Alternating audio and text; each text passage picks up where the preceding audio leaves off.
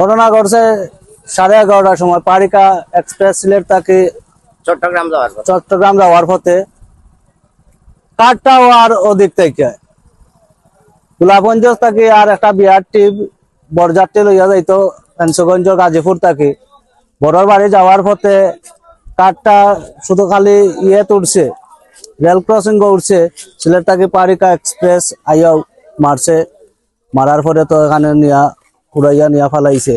আমি প্রত্যক্ষদর্শী, আমি আমার বাড়ির পাশে বার্তাকে হওয়ার সময় আমি দেখি আর এই দুর্ঘটনাটা যে ঘটছে কিতার লাগে যে কাঠটা আইয়া উঠলো গাড়িটা হওয়ার। তবে একটা ওইবার হয়েছে আমরা জোর দাবি হইল এই সড়কটা হওয়ার পর থেকে আমরা এলাকাবাসী সব সময় দাবি জানাইয়া ইয়ার কর্তৃপক্ষর গেছে বিভিন্ন প্রিন্ট মিডিয়া, ইলেকট্রিক মিডিয়া এবং সামাজিক যোগাযোগ মাধ্যমও বারবার আহ্বান করা হয়েছে, কর্তৃপক্ষর দৃষ্টি আকর্ষণ করা হয়েছে, কিন্তু তারা কোনো কর্ণপাত না করিয়া দুইটা সাইনবোর্ড দুই সাইডে টাঙ্গাইয়া রাখছে। সাইনবোর্ডও এখন বোঝা হয় না কিতাব।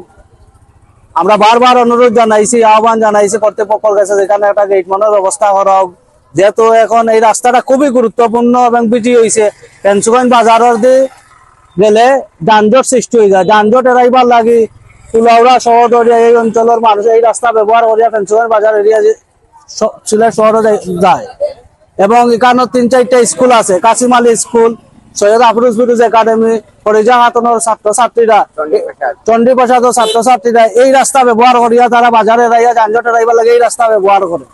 কিন্তু কর্তৃপক্ষের অবহেলার কারণে, রেলর কর্তৃপক্ষের অবহেলার কারণে এই দুর্ঘটনা যদিও কোনো প্রাণহানি ঘটছে না, তবে আমরা জোর দাবি জানাই ভবিষ্যতে হয়তো কোনো আরো বড় ধরনের দুর্ঘটনা ঘটতে পারে।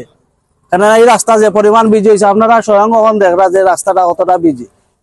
আমরা দাবিখানটা রইল কর্তৃপক্ষর গেছে আপনারা মাধ্যমে যত দ্রুত সম্ভব এখানে একটা যথাযথ ব্যবস্থা করো, গেট মানের ব্যবস্থা করো।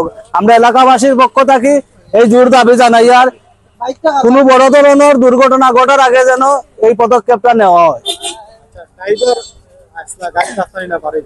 না ড্রাইভার আসলা, ড্রাইভার উদ্ধার করা হয়েছে। ড্রাইভারে চাইলে তাই বারো যাইতে পারলো 30 সেকেন্ডের ভিতরে। তাই যখন গাড়িটা স্টার্ট বন্ধ হয়েছে তখন তাই স্টার্ট দেওয়ার চেষ্টা করলো, চাইলে তাই গাড়ি তাকে বারো যাইতে পারেন।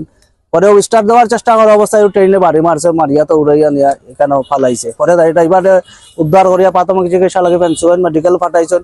ফেন্সগঞ্জ মেডিকেল প্রাথমিক চিকিৎসা করে বর্তমানে তাই উসমানীতে আছে, উসমানী মেডিকেলও আছে। মোটামুটি তার পরীক্ষা নিরীক্ষা করি আশঙ্কাজনক নয়, আশঙ্কা মুক্ত পাওয়া যায় ড্রাইভার।